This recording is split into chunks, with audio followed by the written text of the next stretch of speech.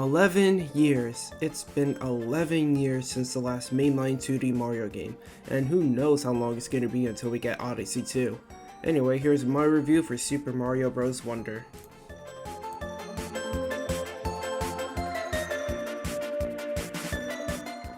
Super Mario Bros. Wonder was developed and published by Nintendo.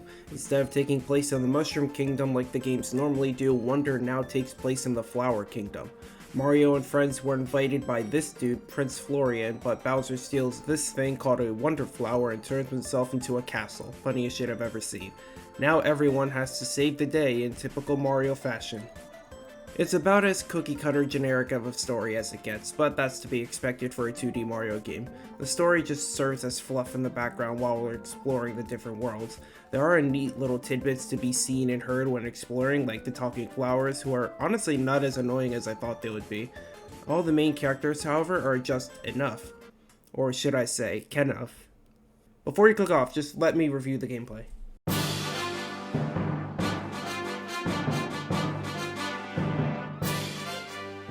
Super Mario Bros. Wonder is a traditional 2D platformer. This game brings a boatload of new changes when compared to U Deluxe.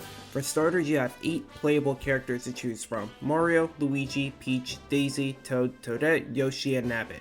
However, Yoshi and Nabbit are invulnerable and are meant to be the very easy mode of the game.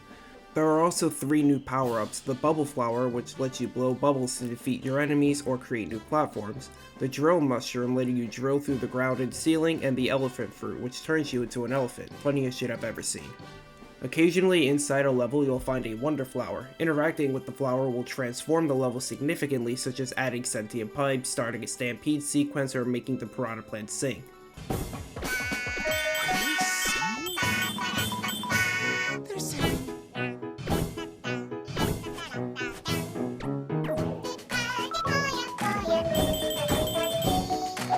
You also collect various badges throughout the game, which give you some pretty major gameplay differences, like letting you float in midair or letting you grapple to the walls.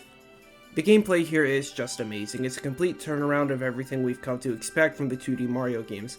Not only do the new power-ups add a refreshing twist to the stages, but the Wonder Flower segments are chaotic as hell and extremely fun because of that.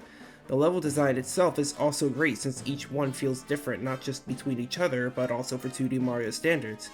Without getting too deep into spoilers, there are different stages with varying difficulties, and there are a few stages that are pretty fucking difficult, like this platforming one where you have to be really precise with your jump timing, so there's an extra challenge to be found for everyone. If anything, my biggest issue with the game, and this is a minor nitpick in the grand scheme of things, is the lack of boss variety. Yes, I am glad that Bowser Jr. is getting the spotlight again and he isn't sidelined for the Koopa Links, but the fact that every world boss stage, except for World 3, is him with minimal changes between the boss fights makes the boss stages feel kinda repetitive.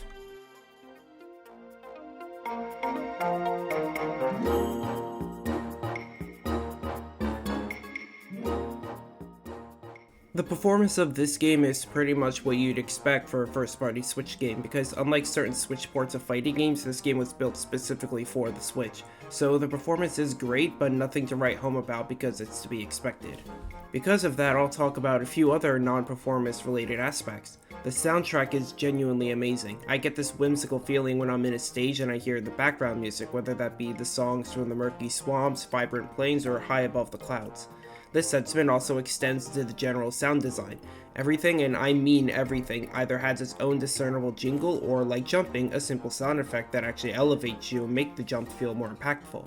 The new art style is also amazing. It surprisingly feels more lifelike than the new Super Mario games. The new cartoonish direction they went with allows every single character to be more expressive. Even the Goombas react to you flinging them away. And finally, I want to compliment the main voice talent. I unfortunately don't remember specifically which voice actors stayed from the previous games and which ones were replaced. I only know Charles Martinet being replaced with Kevin Afghani. And holy shit, Kevin does a fantastic job as Mario and Luigi.